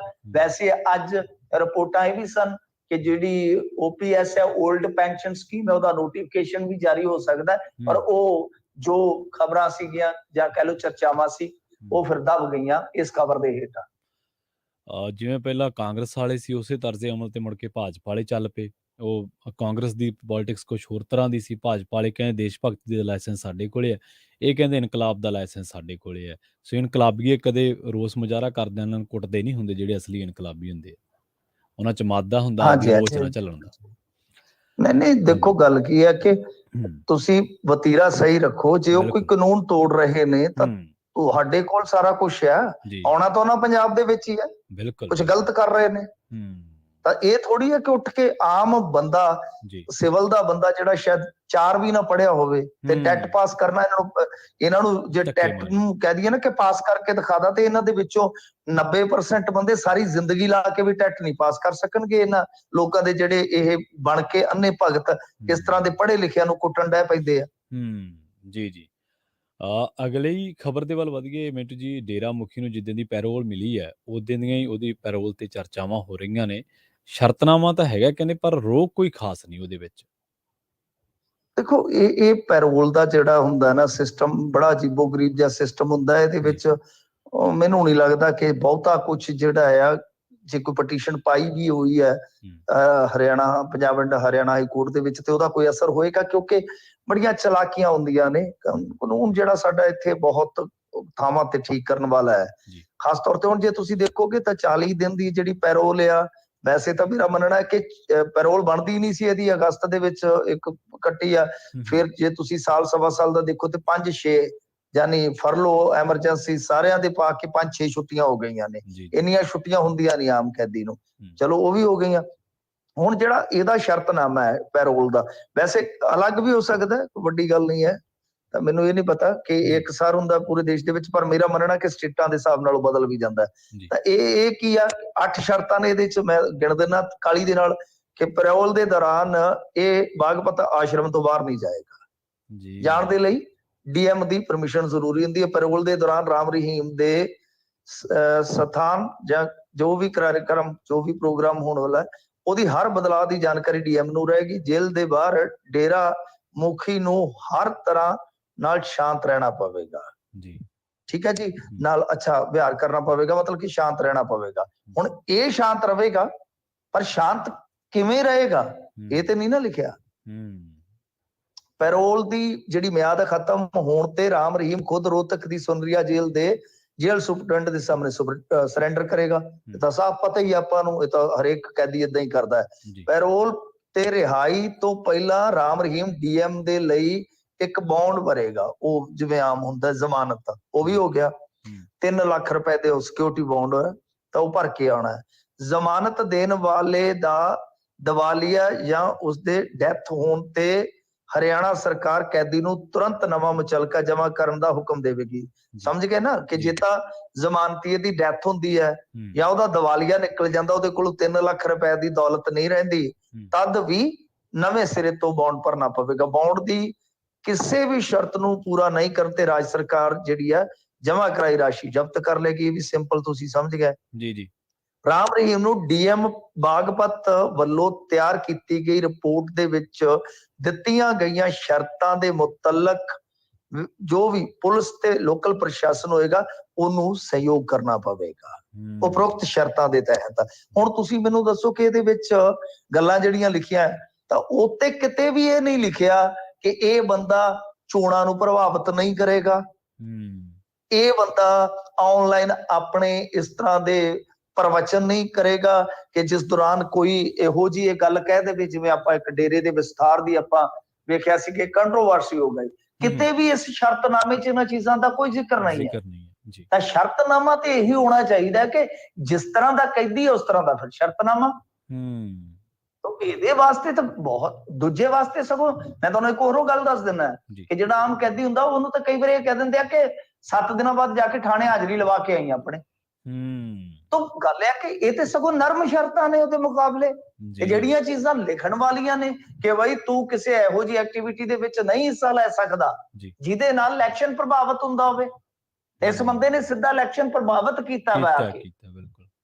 ਸੋ ਇਸ ਕਰਕੇ ਇਹ ਚੀਜ਼ਾਂ ਜਿਹੜੀਆਂ ਨੇ ਉਹ ਹੁਣ ਜਦੋਂ ਸ਼ਰਤਾਂ ਦੇ ਵਿੱਚ ਉਹ ਸਹੀ ਹੈ, ਇਹਨੂੰ ਜਿੱਥੇ ਮਰਜ਼ੀ ਚੈਲੰਜ ਕਰੀ ਚਲੋ, ਕੀ ਫਰਕ ਪਵੇਗਾ ਇਹਨਾਂ ਨਾਲ। ਜੀ, ਅਗਲੀ ਖਬਰ ਦੇ ਵੱਲ ਵਧੀਏ ਮਿੰਟੂ ਜੀ, ਤੇ ਗੱਲ ਕਰਕੇ ਆਮ ਆਦਮੀ ਪਾਰਟੀ ਦੇ ਬਿਆਨ ਦੀ। ਉਹ ਕਹਿੰਦੇ ਗੁਜਰਾਤ ਦੇ ਵਿੱਚ ਜਿਹੜੀ ਪੁਲ ਦੀ ਦੁਰਘਟਨਾ ਹੋਈ ਹੈ ਉਹਦੇ ਤੋਂ ਲੋਕਾਂ ਦਾ ਧਿਆਨ ਹਟਾਉਣ ਦੇ ਲਈ ਭਾਜਪਾ ਜਿਹੜੀ ਆ ਉਹ ਪੰਜਾਬ ਦੇ ਕਿਸਾਨਾਂ ਨੂੰ ਬਦਨਾਮ ਕਰ ਰਹੀ ਹੈ। ਨਹੀਂ ਦੇਖੋ, ਭਾਜਪਾ ਚਲੋ ਕਿਸਾਨਾਂ ਨੂੰ ਕਦੋਂ ਪਿਆਰ ਕਦੋਂ ਕਰਦੀ ਸੀ ਕਿ ਬਦਨਾਮ ਕਰ ਦੇਵੇਗੀ, ਤਾਂ ਉਹਨਾਂ ਕਿਹੜਾ ਨਵਾਂ ਕਰਨਾ। ਉਹਨਾਂ ਨੇ ਤਾਂ ਬਥੇਰਾ ਕੁਛ ਕਹਿ ਰੱਖਿਆ ਪਹਿਲਾਂ 30 ਦੇ ਵਿੱਚ ਮਾਜੀ ਦੇ ਵਿੱਚ ਕਿ ਖਾਲਿਸਤਾਨੀ ਆਏ, ਕਾਮਰੇਡ ਨੇ, ਮਾਓ ਨੇ, ਫਲਾਇਆ ਟਮਕਾਇਆ। ਉਹ ਉਹਨਾਂ ਚੀਜ਼ਾਂ ਨੂੰ ਦੁਹਰਾਉਣ ਦਾ ਕੋਈ ਫਾਇਦਾ ਨਹੀਂ ਹੈਗਾ। ਪਰ ਮੈਨੂੰ ਦੱਸੋ, ਠੀਕ ਹੈ ਚਲੋ ਇਹ ਗੱਲ ਜਿਹੜੀ ਆ ਆਮ ਆਦਮੀ ਪਾਰਟੀ ਕਹਿ ਰਹੀ ਹੈ ਕਿ ਪੰਜਾਬ ਦੇ ਕਿਸਾਨਾਂ ਨੂੰ ਟਾਰਗੇਟ ਕੀਤਾ ਜਾ ਰਿਹਾ ਹੈ। ਹੁਣ ਦੇਖੋ ਅੱਜ ਇਹਨਾਂ ਨੇ ਜਿਹੜੀ ਗੱਲ ਕਹੀ ਆ, ਇਹ ਆਮ ਆਦਮੀ ਪਾਰਟੀ ਦੇ ਮੁੱਖ ਜਿਹੜੇ ਤਰਜਮਾਨ ਨੇ ਇਹਨਾਂ ਨੇ ਤੀਸੀ ਕੀਤੀ ਆ।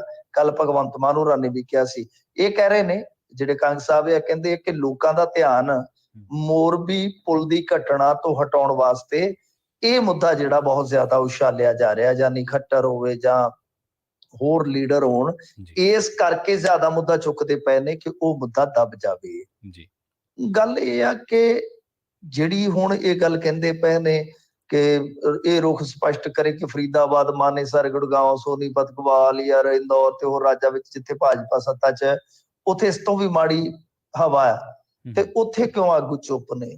ਬਈ ਇਹ ਤੇ ਬਿਲਕੁਲ ਸਹੀ ਹੈ ਇਹ ਗੱਲ। ਇਹ ਚੰਗੀ ਤਰ੍ਹਾਂ ਇੰਡੈਕਸ ਨੂੰ ਦੇਖਣ, ਇਹਨਾਂ ਨੂੰ ਪਤਾ ਲੱਗ ਜਾਏਗਾ ਕਿ ਇੰਡੀਆ ਦਾ ਕੋਈ ਥੋੜਾ ਜਿਹਾ ਹਿੱਸਾ ਛੱਡ ਕੇ ਨਾਰਥ ਈਸਟ ਦਾ ਜਾਂ ਇੱਧਰ ਅੱਗੇ ਆ ਜਾਓ ਥੋੜਾ ਜਿਹਾ ਅਰੁਣਾਚਲ ਵਾਲੀ ਸਾਈਡ ਨੂੰ, ਇਹ ਛੱਡ ਦਿਓਗੇ ਤਾਂ ਬਾਕੀ ਦਾ ਤਕਰੀਬਨ ਜਿਹੜਾ ਹੈ ਉਹ ਗੁਣਵੱਤਾ ਦੇ ਪੱਖੋਂ ਮਾੜਾ ਹੀ ਰਹਿੰਦਾ ਹੈ ਜੀ, ਪ੍ਰਦੂਸ਼ਣ ਮਾੜਾ ਰਹਿੰਦਾ ਹੈ। ਕੰਗ ਸਾਹਿਬ ਇਹ ਗੱਲ ਨੂੰ ਮੰਨੋ, ਆਪਾਂ ਸਾਰੇ ਹੀ ਇਹਦੇ ਵਿੱਚ ਕਿਤੇ ਨਾ ਕਿਤੇ ਹਿੱਸੇਦਾਰ ਆ, ਚਾਹੇ ਕੋਈ ਵੀ ਕਿਸੇ ਵੀ ਪਾਰਟੀ ਦਾ ਹੋਵੇ, ਕੋਈ ਵੀ ਕੰਮ ਕਰਦਾ। ਇਹ ਤੇ ਸਾਫ਼ ਆ, ਕਾਰਪੋਰੇਟ ਵੱਧ ਹੋ ਸਕਦਾ ਹੈ, ਕਾਰਖਾਨੇ ਵੱਧ ਹੋ ਸਕਦੇ, ਕੁਝ ਜਾਮ ਬੰਦਾ ਘੱਟ ਹੋ ਸਕਦਾ ਹੈ ਵਗੈਰਾ ਵਗੈਰਾ।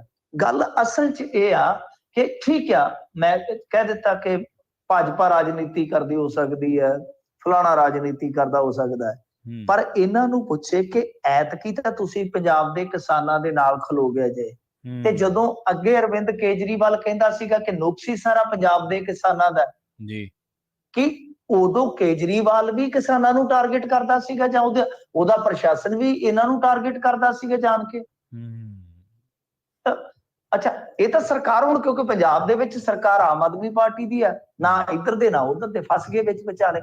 ਇਹ ਤਾਂ ਹੁਣ ਹਰਿਆਣੇ ਦਾ ਜ਼ਿਕਰ ਕਰ ਦਿੰਦੇ ਨੇ ਕਿ ਹਰਿਆਣੇ 'ਚ ਵੱਧ ਪ੍ਰਦੂਸ਼ਣ ਹੈ ਜੀ ਪਰਾਲੀ ਦਾ ਇਸ ਟਾਈਮ, ਤੇ ਜੇ ਕੱਲ ਨੂੰ ਹਰਿਆਣੇ 'ਚ ਵੀ ਸਰਕਾਰ ਇਹਨਾਂ ਨੇ ਬਣਾ ਲਈ, ਮੇਰੀ ਗੱਲ याद रखो, इन्होंने कहना कि हमने जी भगवंत ने और मनीष जी ने बहुत जोरदार रिसर्च करके ये पता लगाया है कि ये प्रदूषण तो लाहौर से आ रहा है। इन्होंने मुड़ के पाकिस्तान ते गल सुट देनी है जी, क्योंकि कोई ऑप्शन नहीं होएगा। सो गल यह कि ये सुट्टां सुट्टण वाली खेड जिहड़ी आ ਉਹ ਹੱਲ ਵੱਲ ਸਾਨੂੰ ਨਹੀਂ ਲੈ ਕੇ ਜਾਏਗੀ। ਤੁਸੀਂ ਗੱਲ ਉਹ ਕਰਦੇ ਹੀ ਨਹੀਂ ਹੈ। ਤੁਸੀਂ ਕਹੋ ਕੇਂਦਰ ਨੂੰ ਠੋਕ ਕੇ ਕਿ ਭਾਈ ਡਾਈਵਰਸਿਫਿਕੇਸ਼ਨ ਇਹਦਾ ਇੱਕ ਹੱਲ ਹੈ ਜੀ, ਉਹਦੇ ਵਾਸਤੇ ਸਾਨੂੰ ਇੱਕ ਕੰਕਰੀਟ ਪਾਲਿਸੀ ਬਣਾ ਕੇ ਅਸੀਂ ਤੁਹਾਨੂੰ ਦੇਣੇ ਤੇ ਉਹਦੇ ਵਾਸਤੇ ਪੈਸੇ ਦੇ ਦਿਓ ਸਾਨੂੰ ਜੀ, ਜਾਂ ਵੀ ਪਸ਼ੂ ਦੇ ਚਾਰੇ ਵਾਸਤੇ ਜੋ ਇਸਤੇਮਾਲ ਕੀਤੀ ਜਾ ਸਕਦੀ ਹੈ ਰਹਿੰਦੀ ਖੁੰਦੀ ਅਸੀਂ ਕਿਸੇ ਪ੍ਰੋਡਕਟ 'ਚ ਪਾ ਸਕਦੇ ਹਾਂ, ਪਰਾਲੀ ਉਹ ਪਾਓ, ਕੁਛ ਮਚਾਓ, ਚਾਹੇ ਬਾਇਓਮਾਸ ਦੇ ਵਿੱਚ ਮਚਾਓ ਤੇ ਚਾਹੇ ਖੇਤਾਂ 'ਚ ਮਚਾ ਦਿਓ, ਥੋੜੀ ਬਹੁਤੀ ਕੋਈ ਫਰਕ ਨਹੀਂ ਪੈਂਦਾ, ਪਰ ਵੰਡ ਵੀ ਹੋਵੇ ਨਾ ਜੀ ਜੀ। ਸੋ ਇਸ ਕਰਕੇ ਜਿਹੜੀਆਂ ਚੀਜ਼ਾਂ ਤੇ ਧਿਆਨ ਦੇਣ ਦੀ ਜ਼ਰੂਰਤ ਹੈ ਉਧਰ ਦਿਓ। ਭਾਜਪਾ ਵਾਲੇ ਕੀ ਕਰਦੇ ਛੱਡੋ, ਭਾਜਪਾ ਵਾਲਿਆਂ ਨੇ ਜੋ ਕੀਤਾ, ਅਕਾਲੀਆਂ ਨੇ ਜੋ ਕੀਤਾ, ਕਾਂਗਰਸੀਆਂ ਨੇ ਜੋ ਕੀਤਾ, ਉਹਨਾਂ ਨੂੰ ਤਾਂ ਟਿੱਕੀ ਕਰਕੇ ਤੇ ਲੋਕਾਂ ਨੇ ਘਰਾਂ 'ਚ ਬਿਠਾ ਰੱਖਿਆ। ਇਸ ਵੇਲੇ ਤੁਸੀਂ ਹਜ਼ੂਰ ਤੁਸੀਂ ਇਹਨਾਂ ਚੀਜ਼ਾਂ ਨੂੰ ਏਦਾਂ ਨਾ ਇੱਕ ਦੂਜੇ ਤੇ ਨਾ ਸੁੱਟਾ ਸੁੱਟੋ, ਬਲਕਿ ਇਹਨਾਂ ਚੀਜ਼ਾਂ ਦਾ ਹੱਲ ਵੇਖੋ ਕਿ ਅਸੀਂ ਹੱਲ ਕਿੱਦਾਂ ਕਰ ਸਕਦੇ ਹਾਂ ਜੀ। ਅਗਲੀ ਖਬਰ ਦੇ ਵੱਲ ਵਧੀਏ ਮਿੰਟੂ ਜੀ ਤੇ ਗੱਲ ਕਰੀਏ ਅਫਸਰਾਂ ਦੇ ਨਾਲ ਕਥਿਤ ਛੇੜਛਾੜ ਕਰਨ ਵਾਲੇ ਜਿਹੜੇ ਆ ਉਹਨਾਂ ਦੇ ਵਿਰੁੱਧ ਕਾਰਵਾਈ ਦਾ ਭਰੋਸਾ ਦਿੱਤਾ ਗਿਆ। ਦੇਖੋ ਇਹ ਅਫਸਰ ਆ, ਪੀਸੀਐਸ ਅਫਸਰ ਆ ਗੋਇਲ, ਇਹਦਾ ਚਿੱਠਾ ਨਿਕਲਿਆ, ਬੜੀ ਮਾੜੀ ਗੱਲ ਆ ਕਿ ਇਹਦੇ ਖਿਲਾਫ ਬੀਬੀਆਂ ਨੇ ਜਿਹੜੀਆਂ ਮਤਲਬ ਕਿ ਅਫਸਰ ਬੀਬੀਆਂ ਨੇ ਉਹਨਾਂ ਨੇ ਸ਼ਿਕਾਇਤ ਭੇਜੀ ਆ ਈਮੇਲ ਦੇ ਜ਼ਰੀਏ ਕਿ ਇਹ ਬੰਦਾ ਉੱਠਦਿਆਂ ਬਹਿੰਦਿਆਂ ਬੜਾ ਮਾੜਾ ਵਿਵਹਾਰ ਕਰਦਾ ਹੈ, ਸਾਨੂੰ ਅੰਦਰ ਬੁਲਾ ਲੈਂਦਾ ਹੈ, ਉੱਥੋਂ ਫਾਈਲਾਂ ਕਢਾਉਂਦਾ ਸਾਥੋਂ ਆਪ ਹੀ, ਜਦ ਕਿ ਕੰਮ ਜਿਹੜਾ ਹੁੰਦਾ ਹੈ ਤੁਹਾਨੂੰ ਪਤਾ ਹੈ ਕਿ ਉਹ ਅਲੱਗ ਤੌਰ ਤੇ ਵੰਡਵਾ ਕੰਮ ਹੁੰਦਾ ਹੈ ਕਿ ਡਿਪਟੀ ਡਾਇਰੈਕਟਰ ਜਾਂ ਡਾਇਰੈਕਟਰ ਦਾ ਕੋਈ ਪੀਏ ਹੁੰਦਾ ਹੈ, ਉਹਨਾਂ ਦਾ ਕੰਮ ਹੁੰਦਾ ਹੈ, ਇਹ ਆਪ ਹੀ ਉੱਥੇ ਲੱਗਾ ਰਹਿੰਦਾ, ਮਤਲਬ ਕਿ ਤੇ ਫਿਰ ਭੱਦੀਆਂ ਟਿੱਪਣੀਆਂ ਵੀ ਕਰਦਾ ਹੈ, ਕੁਝ ਪਰਸਨਲ ਸਵਾਲ ਵੀ ਕਰਦਾ ਹੈ, ਮਤਲਬ ਕਿ ਇਹਦੇ ਵਿਹਾਰ ਤੋਂ ਬਹੁਤ ਜ਼ਿਆਦਾ ਅੱਕੀਆਂ ਕੁਝ ਬੀਬੀਆਂ ਨੇ, ਹੁਣ 2 ਨੇ 4 ਨੇ 1 ਨੇ ਪਤਾ ਨਹੀਂ, ਈਮੇਲ ਕੀਤਾ ਮੁੱਖ ਮੰਤਰੀ ਨੂੰ ਵੀ ਤੇ ਸ਼ਾਇਦ ਚੀਫ ਸੈਕਟਰੀ ਨੂੰ ਵੀ। ਤਾਂ ਉਸ ਤੋਂ ਬਾਅਦ ਹੁਣ ਬੜਾ ਵੱਡਾ ਵਿਵਾਦ ਖੜਾ ਹੋ ਗਿਆ ਕਿ ਪੰਜਾਬ ਦੇ ਵਿੱਚ ਮੀਟੂ ਹੋ ਗਈ ਹੈ ਦੁਬਾਰਾ। ਤਾਂ ਬਲਜੀਤ ਕੌਰ ਜੀ ਨੇ ਕਿਹਾ ਕਿ ਅਸੀਂ, ਕਿਉਂਕਿ ਇਹਨਾਂ ਦੇ ਕੋਲ ਮੰਤਰਾਲਾ ਹੈ ਨਾ ਸਮਾਜਿਕ ਸੁਰੱਖਿਆ ਦਾ ਵੀ ਤੇ ਇਸਤਰੀ ਨਿਆਂ ਦਾ ਵੀ, ਤਾਂ ਇਹਨਾਂ ਨੇ ਕਿਹਾ ਕਿ ਪੀਸੀਐਸ ਅਧਿਕਾਰੀ ਨੂੰ ਉਹਦੇ ਮਹਿਕਮੇ ਤੋਂ ਤਬਦੀਲ ਕੀਤਾ ਜਾ ਰਿਹਾ ਹੈ। ਤਾਂ ਮੈਨੂੰ ਲੱਗਦਾ ਕਿ ਤਬਦੀਲ ਤਾਂ ਕੀਤਾ ਜਾ ਰਿਹਾ, ਚਲੋ ਉਹਦੀ ਹਰਾਸਮੈਂਟ ਕਮੇਟੀ ਹੁਣ ਜਾਂਚ ਪੜਤਾਲ ਵੀ ਕਰੇਗੀ, ਪਰ ਪ੍ਰਵੀਨ ਜੀ ਜੇ ਇਹਨਾਂ ਚੀਜ਼ਾਂ ਨੂੰ ਠੀਕ ਕਰਨਾ ਹੈ ਤਾਂ ਇਹੋ ਜਿਹੇ ਬੰਦਿਆਂ ਨੂੰ ਠੀਕ ਕਰਨਾ ਪਏਗਾ। ਇਹ ਕੋਈ ਹੱਲ ਨਹੀਂ ਹੁੰਦਾ ਕਿ ਤਬਦੀਲ ਕਰ ਦਿੱਤਾ ਜੀ, ਉਹਦੀ ਸੀਟ ਬਦਲ ਦਿੱਤੀ, ਉਹਦਾ ਕੋਈ ਡਿਪਾਰਟਮੈਂਟ ਬਦਲ ਦਿੱਤਾ। ਜੇ ਇਸ ਤਰ੍ਹਾਂ ਦੀ ਕੋਈ ਗੱਲ ਆਮ ਬੰਦਾ ਕਰੇ ਕੀ ਬਰਦਾਸ਼ਤ ਕਰ ਲੂਗਾ ਕੋਈ? ਪਹਿਲੀ ਗੱਲ ਤੇ ਜਨਤਾ ਨੇ ਹੀ ਜੁੱਤੀਆਂ ਮਾਰ ਕੇ ਮੋਰ ਬਣਾ ਦੇਣਾ ਜੇ ਕੋਈ ਸੀਟੀ ਵੀ ਮਾਰ ਦੇਵੇ ਮਾੜੀ ਜੀ, ਠੀਕ ਹੈ ਨਾ। ਜੇ ਕੋਈ ਇਸ ਤਰ੍ਹਾਂ ਦੀ ਛੇੜਛਾੜ ਦਾ ਕੋਈ ਸ਼ਿਕਾਇਤ ਦਾ ਕੋਈ ਮਾਮਲਾ ਚਲੇ ਗਿਆ ਨਾ, ਚੌਂਕੀ ਦੇ ਵਿੱਚ ਵੀ ਚਲੇ ਗਿਆ, ਤੇ ਅਗਲੇ ਰਾਤੋਂ ਰਾਤ ਚੁੱਕ ਕੇ ਕਾਠ 'ਚ ਲੱਤਾਂ ਫਸਾ ਦਿੰਦੇ ਆ। ਸਵੇਰ ਨੂੰ ਕੁਲਫੀ ਵਾਂਗੂ ਲੱਤਾਂ ਜਿਹੜੀਆਂ ਨੇ ਕਾਨੇ ਵਾਂਗੂ ਸਿੱਧੀਆਂ ਹੋਈਆਂ ਹੁੰਦੀਆਂ ਨੇ। ਸੋ ਇਸ ਕਰਕੇ ਇਹੋ ਜਿਹੇ ਬੰਦਿਆਂ ਦਾ ਜਿਹੜੇ ਏਡੇ ਜ਼ਿੰਮੇਵਾਰ ਪੋਸਟ ਤੇ ਬੈਠੇ ਆ, ਇੰਨੀਆਂ ਤਨਖਾਹਾਂ ਲੈ ਰਹੇ ਆ, ਜੇ ਉਹ ਆਪਣੇ ਦਫ਼ਤਰਾਂ 'ਚ ਔਰਤ ਪੱਖੀ ਕੋਈ ਮਾਹੌਲ ਨਹੀਂ ਸਿਰਜ ਸਕਦੇ ਤਾਂ ਉਹਨਾਂ ਨੂੰ ਇਹੋ ਜਿਹੀ ਸਰਵਿਸ ਦੇ ਵਿੱਚ ਰਹਿਣ ਦਾ ਕੋਈ ਹੱਕ ਹੀ ਨਹੀਂ ਹੈ, ਚਾਹੇ ਪੀਸੀਐਸ ਆ ਚਾਹੇ ਉਹ ਆਈਐਸ ਆ। ਜੀ ਜੀ ਮਿੰਟੂ ਜੀ, ਇਹਨਾਂ ਖਾਸ ਖਬਰਾਂ ਤੇ ਖਾਸ ਜਾਣਕਾਰੀਆਂ ਦੇਣ ਦੇ ਲਈ ਤੁਹਾਡਾ ਬਹੁਤ ਬਹੁਤ ਧੰਨਵਾਦ ਜੀ। ਮਿਹਰਬਾਨੀ ਜੀ।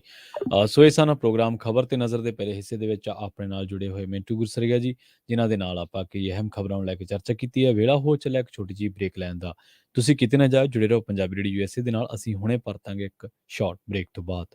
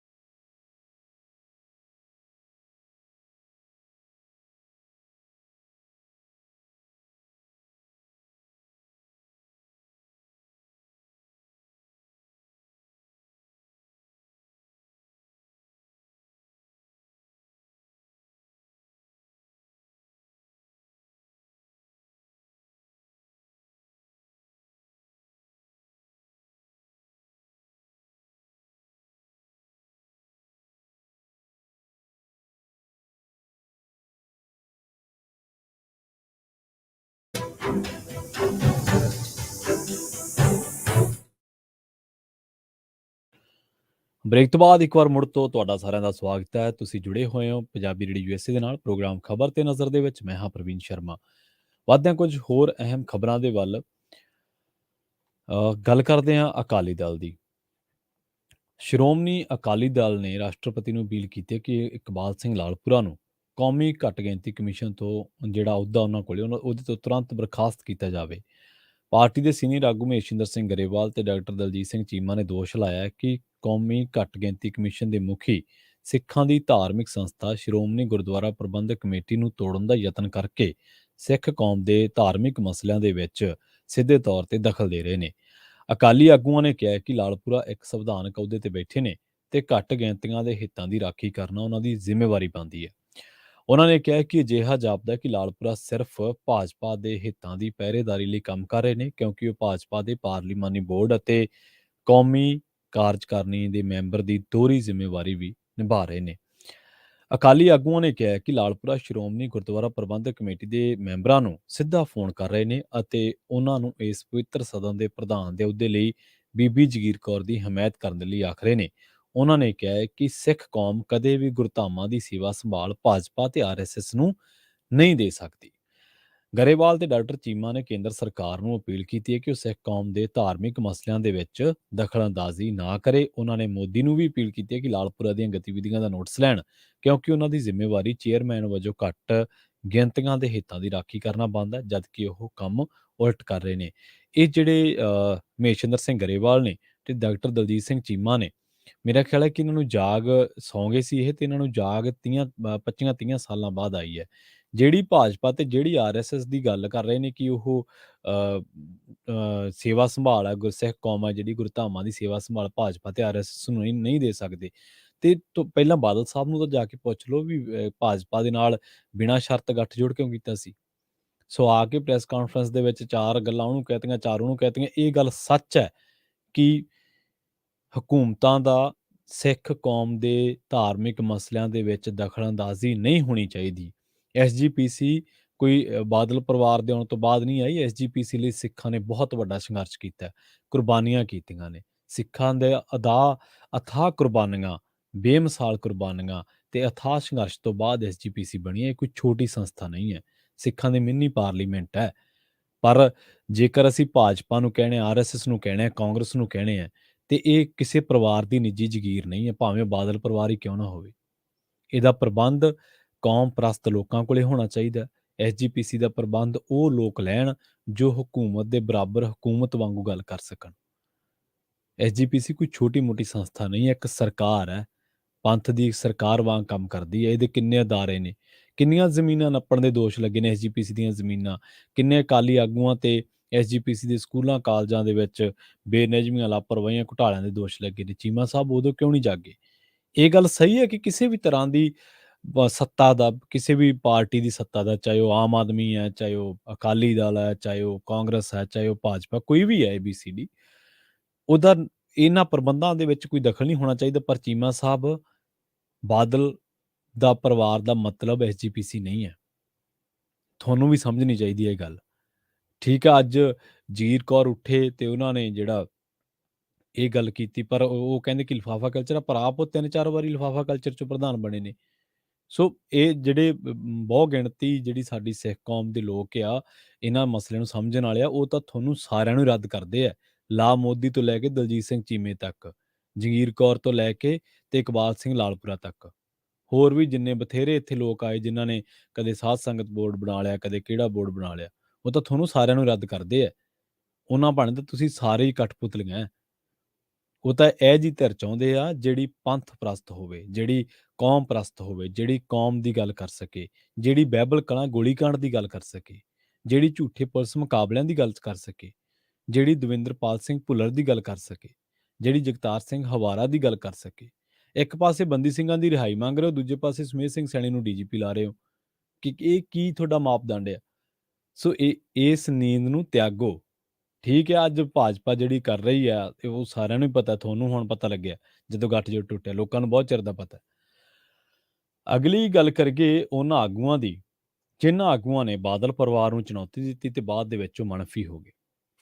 ਸ਼੍ਰੋਮਣੀ ਅਕਾਲੀ ਦਲ ਬਾਦਲ ਦੇ ਇਤਿਹਾਸ ਦੇ ਵਿੱਚ ਜਿਹੜੇ ਵੀ ਆਗੂ ਨੇ ਬਾਦਲ ਪਰਿਵਾਰ ਦੀ ਤਾਕਤ ਨੂੰ ਚੁਣੌਤੀ ਦਿੱਤੀ ਹੈ, ਉਹਨਾਂ ਨੂੰ ਜਾਂ ਤਾਂ ਪਾਰਟੀ ਛੱਡਣੀ ਪਈ ਹੈ ਜਾਂ ਫਿਰ ਉਹਨਾਂ ਨੂੰ ਪਾਰਟੀ ਦੇ ਵਿੱਚੋਂ ਕੱਢ ਦਿੱਤਾ ਗਿਆ ਹੈ। ਇਹ ਮਾਮਲਾ ਅੱਜ ਦਾ ਨਹੀਂ ਸ਼ੁਰੂ ਹੋਇਆ, ਇਹ ਮਾਮਲਾ ਜਥੇਦਾਰ ਗੁਰਚਰਨ ਸਿੰਘ ਟੌੜਾ ਜੀ ਤੋਂ ਵੀ ਪਹਿਲਾਂ ਦਾ ਚੱਲਦਾ ਆ ਰਿਹਾ। ਬੀਬੀ ਜਗੀਰ ਕੌਰ ਦੇ ਮੁਅੱਤਲ ਹੋਣ ਦੇ ਨਾਲ ਕਈ ਲੀਡਰਾਂ ਦੀ ਆਵਾਜ਼ ਉੱਠੀ ਹੈ ਕਿ ਬਾਦਲ ਪਰਿਵਾਰ ਦੀ ਸਿਆਸਤ ਕਰਨ ਕਰਕੇ ਕਈ ਵੱਡੇ ਪਰਿਵਾਰ ਸਿਆਸਤ ਤੇ ਸ਼੍ਰੋਮਣੀ ਅਕਾਲੀ ਦਲ ਬਾਦਲ ਦੀ ਸਿਆਸਤ ਤੋਂ ਦੂਰ ਕਰ ਦਿੱਤੇ ਗਏ ਜਾਂ ਹੋ ਗਏ। ਜਥੇਦਾਰ ਗੁਰਚਰਨ ਸਿੰਘ ਟੌੜਾ ਜੀ ਨੇ ਇੱਕ ਵਾਰੀ ਕਿਹਾ ਸੀ ਕਿ ਬਾਦਲ ਮੁੱਖ ਮੰਤਰੀ ਹੈ ਤੇ ਸ਼੍ਰੋਮਣੀ ਅਕਾਲੀ ਦਲ ਦੀ ਪ੍ਰਧਾਨਗੀ ਕਰਨ ਦੇ ਵਿੱਚ ਇਨਸਾਫ ਨਹੀਂ ਕਰ ਪਾ ਰਿਹਾ, ਜਿਸ ਕਰਕੇ ਉਹਨੂੰ ਕੋਈ ਕਾਰਜਕਾਰੀ ਪ੍ਰਧਾਨ ਬਣਾ ਲੈਣਾ ਚਾਹੀਦਾ ਹੈ। ਸ਼ਾਇਦ ਜੇ ਮੈਂ ਗਲਤ ਨਾ ਹੋਵਾਂ 2002-3 ਦੀਆਂ ਗੱਲਾਂ ਨੇ। ਤਾਂ ਮਾਫ ਕਰਨਾ, ਬਾਦਲ ਸਾਹਿਬ 2002 ਤੱਕ ਮੁੱਖ ਮੰਤਰੀ ਰਹੇ ਨੇ। ਉਹ ਉਦੋਂ ਦੀਆਂ ਗੱਲਾਂ ਨੇ, ਕਿਉਂਕਿ 2002 ਤੋਂ ਲੈ ਕੇ 7 ਤੱਕ ਫਿਰ ਕੈਪਟਨ ਅਮਰਿੰਦਰ ਸਿੰਘ ਰਹੇ। ਤਾਂ ਉਹ ਕਹਿੰਦੇ ਕਿ ਇਹ ਪ੍ਰਧਾਨਗੀ ਦੇ ਵਿੱਚ ਇਨਸਾਫ ਨਹੀਂ ਕਰ ਪਾ ਰਹੇ। ਤਾਂ ਉਸ ਤੋਂ ਬਾਅਦ ਕੀ ਹੋਇਆ ਕਿ ਜਥੇਦਾਰ ਟੌੜਾ ਨੂੰ ਪਹਿਲਾਂ ਮੁਅੱਤਲ ਕੀਤਾ ਗਿਆ ਤੇ ਫਿਰ ਬਰਖਾਸਤ ਕਰ ਦਿੱਤਾ ਗਿਆ। ਇਸੇ ਤਰ੍ਹਾਂ ਕਿਤੇ ਦਿਖਦਾ ਸੁਰਜੀਤ ਸਿੰਘ ਬਰਨਾਲਾ ਦਾ ਪਰਿਵਾਰ ਅੱਜ ਵੀ ਸਿਆਸਤ ਦੇ ਵਿੱਚ ਲਾਪਤਾ ਹੈ। ਜਥੇਦਾਰ ਜਗਦੇਵ ਸਿੰਘ ਤਲਵੰਡੀ ਦਾ ਪਰਿਵਾਰ, ਸੁਖਦੇਵ ਸਿੰਘ ਢੀਂਡਸਾ ਨੇ ਸ਼੍ਰੋਮਣੀ ਅਕਾਲੀ ਦਲ ਛੱਡ ਦਿੱਤਾ ਪਰ ਉਹ ਸਰਗਰਮ ਨੇ। ਰਣਜੀਤ ਸਿੰਘ ਬ੍ਰਹਮਪੁਰਾ ਕਿਤੇ ਦਿਖਦੇ ਆ, ਕਿਤੇ ਸ਼੍ਰੋਮਣੀ ਅਕਾਲੀ ਦਲ ਛੱਡ ਕੇ ਗਏ, ਦੁਬਾਰਾ ਫੇਰ ਆ ਗਏ ਪਰ ਚੁੱਪ ਨੇ। ਸੋ ਉਹ ਕਹਿੰਦੇ, ਜਥੇਦਾਰ ਰਣਜੀਤ ਸਿੰਘ ਨੇ ਜਿਹੜੇ ਸ੍ਰੀ ਅਕਾਲ ਤਖਤ ਸਾਹਿਬ ਦੇ ਸਾਬਕਾ ਜਥੇਦਾਰ, ਉਹ ਕਹਿੰਦੇ ਰਹਿੰਦੇ ਨੇ ਅਕਸਰੀ ਕਿ ਬਾਦਲਾਂ ਨੇ ਬਹੁਤ ਵੱਡੇ ਪਰਿਵਾਰਾਂ ਦੀ ਸਿਆਸੀ ਹਸਤੀ ਮਿੱਟੀ ਰੋਲ ਦਿੱਤੀ। ਟੌੜਾ, ਤਲਵੰਡੀ ਸਾਹਿਬ, ਬਰਨਾਲਾ, ਢੀਂਡਸਾ ਵਰਗੇ ਕਈ ਪਰਿਵਾਰ ਇਹਨਾਂ ਦੀ ਕਥਿਤ ਧੱਕੇਸ਼ਾਹੀ ਕਰਕੇ ਸਿਆਸਤ ਤੋਂ ਲਾਂਭੇ ਹੋ ਗਏ ਜਾਂ ਉਹਨਾਂ ਦੀ ਸਿਆਸੀ ਹਸਤੀ ਮਿਟਾ ਦਿੱਤੀ ਗਈ। ਸਾਬਕਾ ਮੰਤਰੀ ਸੁਰਜੀਤ ਸਿੰਘ ਕੋਹਲੀ ਨੇ ਕਿਹਾ ਕਿ ਸ਼੍ਰੋਮਣੀ ਅਕਾਲੀ ਦਲ ਕੋਲ ਹੀ ਹੈ, ਹੁਣ ਕੁਝ ਨਹੀਂ, ਜਿਸ ਕਰਕੇ ਕਿਸੇ ਨੂੰ ਕੱਢਣ ਨਾਲ ਕੋਈ, ਸ਼੍ਰੋਮਣੀ ਅਕਾਲੀ ਦਲ ਬਾਦਲਾਂ ਕੋਲ ਹੀ ਹੈ, ਜਿਸ ਕਰਕੇ ਕਿਸੇ ਨੂੰ ਕੱਢਣ ਨਾਲ ਕੋਈ ਫਰਕ ਨਹੀਂ ਪੈਣ ਲੱਗਿਆ। ਕੁਝ ਸ਼੍ਰੋਮਣੀ ਕਮੇਟੀ ਮੈਂਬਰਾਂ ਨੇ ਦੱਬੀ ਸੁਰ ਦੇ ਵਿੱਚ ਕਿਹਾ ਕਿ ਕਿਸੇ ਨੂੰ ਤਾਂ ਪਹਿਲ ਕਰਨੀ ਪੈਣੀ ਸੀ, ਜੋ ਬੀਬੀ ਜਗੀਰ ਕੌਰ ਨੇ ਕਰ ਦਿੱਤੀ। ਸੁਖਦੇਵ ਸਿੰਘ ਢੀਂਡਸਾ ਦਾ ਇਸ ਬਾਰੇ ਕਹਿਣਾ ਹੈ ਕਿ ਬੀਬੀ ਜਗੀਰ ਕੌਰ ਨੇ ਕੋਈ ਗਲਤੀ ਨਹੀਂ ਕੀਤੀ, ਨਾ ਹੀ ਪ੍ਰਧਾਨਗੀ ਮੰਗਣਾ ਕੋਈ ਗਲਤੀ ਹੈ, ਪਰ ਇਸ ਨੂੰ ਆਪਣੀ ਪਾਰਟੀ ਦਾ ਅਨੁਸ਼ਾਸਨ ਭੰਗ ਕਰਨਾ, ਗਰਦਾਨਣਾ ਸ਼੍ਰੋਮਣੀ ਅਕਾਲੀ ਦਲ ਦੀ ਤਾਨਾਸ਼ਾਹੀ ਸੋਚ ਦਾ ਸਬੂਤ ਹੈ। ਸੋ ਆਪਾਂ ਅਗਲੀ ਖਬਰ ਦੇ ਵੱਲ ਵਧ ਗਏ, ਗੱਲ ਕਰੀਏ ਪੰਜਾਬੀ ਗਾਇਕ ਸਿੱਧੂ ਮੂਸੇਵਾਲਾ ਕਤਲ ਕੇਸ ਦੀ। ਹੁਣ ਕਤਲ ਕੇਸ ਮਾਮਲੇ ਦੇ ਵਿੱਚ ਨੈਸ਼ਨਲ ਇਨਵੈਸਟੀਗੇਸ਼ਨ ਏਜੰਸੀ ਨੇ ਮਿਊਜ਼ਿਕ ਇੰਡਸਟਰੀ ਦੇ ਨਾਲ ਜੁੜੇ ਕੁਝ ਹੋਰ ਗਾਇਕਾਂ ਦੇ ਕੋਲੋਂ ਪੁੱਛ ਪੜਤਾਲ ਕੀਤੀ ਹੈ। ਪਤਾ ਲੱਗਿਆ ਕਿ ਮਨਕੀਰਤ ਔਲਖ ਤੇ ਦਿਲਪ੍ਰੀਤ ਢਿੱਲੋਂ ਦੇ ਨਾਲ ਕਈ ਘੰਟਿਆਂ ਤੱਕ NIA ਨੇ ਪੁੱਛ ਪੜਤਾਲ ਕੀਤੀ ਹੈ। ਕੇਂਦਰੀ ਏਜੰਸੀ ਨੇ ਇਹ ਪੁੱਛ ਪੜਤਾਲ ਉਦੋਂ ਸ਼ੁਰੂ ਕੀਤੀ ਹੈ ਜਦੋਂ ਸਿੱਧੂ ਮੂਸੇਵਾਲਾ ਦੇ ਪਿਤਾ ਬਲਕੌਰ ਸਿੰਘ ਨੇ ਸਰਕਾਰਾਂ ਨੂੰ ਖੁੱਲ੍ਹ ਕੇ ਚੁਣੌਤੀ ਦਿੱਤੀ ਸੀ ਤੇ ਉਹਨਾਂ ਨੇ ਕਿਹਾ ਸੀਗਾ ਕਿ ਮੈਂ ਜਾਂ ਤਾਂ ਦੇਸ਼ ਛੱਡ ਜਾਵਾਂਗਾ ਤੇ FIR ਵਾਪਸ ਲੈ ਲਾਂਗਾ। ਸੋ ਉਸ ਤੋਂ ਬਾਅਦ ਜਿਹੜੀ ਹੈ ਇਹ ਪੁੱਛ ਪੜਤਾਲ ਪਹਿਲਾਂ ਅਫਸਾਨਾ ਖਾਨ ਤੋਂ ਹੋਈ ਹੈ, ਫਿਰ ਹੁਣ ਮਨਕੀਰਤ ਔਲਖ ਤੇ ਦਿਲਪ੍ਰੀਤ ਢਿੱਲੋਂ ਦੇ ਨਾਲ ਇਹ ਪੁੱਛ ਪੜਤਾਲ ਦਿੱਲੀ ਦੇ NIA ਦੇ ਦਫ਼ਤਰ ਹੈੱਡਕੁਆਟਰ ਦੇ ਵਿੱਚ ਜਿਹੜੀ ਹੈ ਕੀਤੀ ਗਈ ਹੈ। ਇਹਨਾਂ ਦੇ ਨਾਂ ਪਹਿਲਾਂ ਜੁੜਦੇ ਰਹੇ ਨੇ। ਜਦੋਂ ਤੁਹਾਨੂੰ ਯਾਦ ਹੋਣਾ, ਪੰਜਾਬੀ ਰੇਡੀਓ USA ਤੇ ਇੱਕ ਰਿਪੋਰਟ ਕੀਤੀ ਸੀ ਜਿਸ ਦੇ ਵਿੱਚ ਕਿਹਾ ਗਿਆ ਸੀ ਕਿ ਬੰਬੀਹਾ ਗੈਂਗ ਨੇ ਮਨਕੀਰਤ ਔਲਖ ਨੂੰ ਧਮਕੀਆਂ ਦਿੱਤੀਆਂ ਨੇ। ਤਾਂ ਉਸ ਤੋਂ ਬਾਅਦ ਦਿਲਪ੍ਰੀਤ ਢਿੱਲੋਂ ਦਾ ਵੀ ਨਾਮ ਆਉਂਦਾ ਰਿਹਾ ਗਾਹੇ ਬਗਾਹੇ, ਪਰ ਅਸਲ ਦੇ ਵਿੱਚ ਦੋਨਾਂ ਨੂੰ ਕਿਵੇਂ ਮਤਲਬ ਫਿਲਹਾਲ ਇਹਨਾਂ ਦੋਨਾਂ ਨੂੰ ਇਹ ਕਹਿ ਕੇ ਛੱਡ ਦਿੱਤਾ ਗਿਆ ਕਿ ਤੁਹਾਨੂੰ ਕਦੇ ਵੀ ਪੁੱਛ ਪੜਤਾਲ ਦੇ ਲਈ ਜਿਹੜਾ ਉਹ ਬੁਲਾਇਆ ਜਾ ਸਕਦਾ ਹੈ।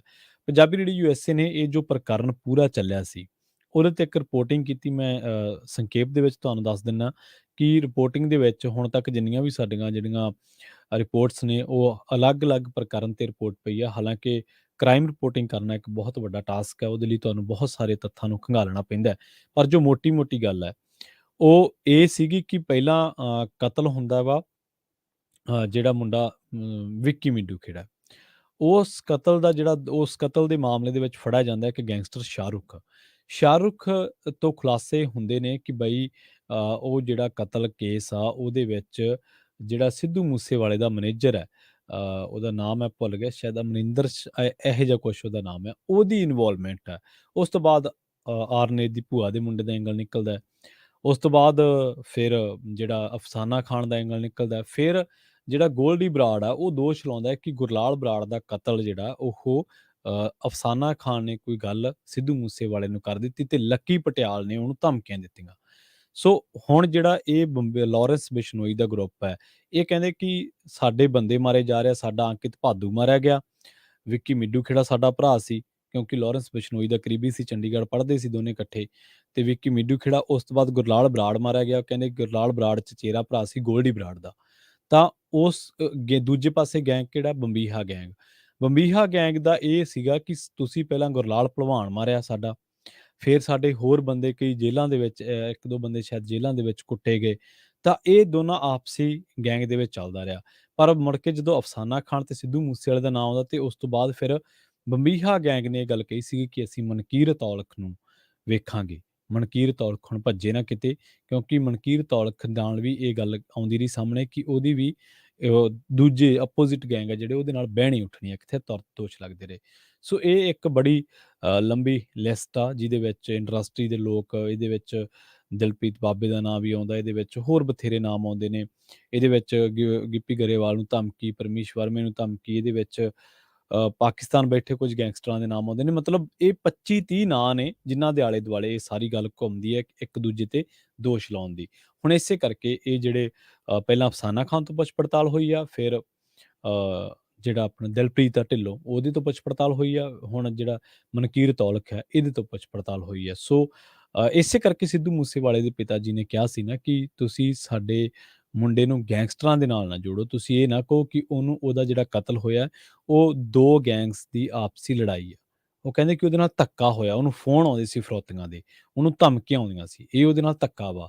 ਸੋ ਇਹ ਉਹਨਾਂ ਦਾ ਦੋਸ਼ ਸੀਗਾ, ਇਸੇ ਕਰਕੇ ਉਹਨਾਂ ਨੇ ਕਿਹਾ ਸੀਗਾ ਕਿ ਅਸੀਂ ਦੇਸ਼ ਜਿਹੜਾ ਉਹ ਛੱਡ ਜਾਵਾਂਗੇ। ਸੋ ਇਸ ਐਂਗਲ ਤੋਂ ਇਹ ਖਬਰ ਜਿਹੜੀ ਆ ਉਹ ਵੇਖੀ ਜਾ ਸਕਦੀ ਹੈ। ਸੋ ਸਮਾਂ ਇਜਾਜ਼ਤ ਨਹੀਂ ਦਿੰਦਾ। ਪ੍ਰੋਗਰਾਮ ਖਬਰ ਤੇ ਨਜ਼ਰ ਨੂੰ ਆਪਾਂ ਇੱਥੇ ਹੀ ਸਮਾਪਤ ਕਰਾਂਗੇ।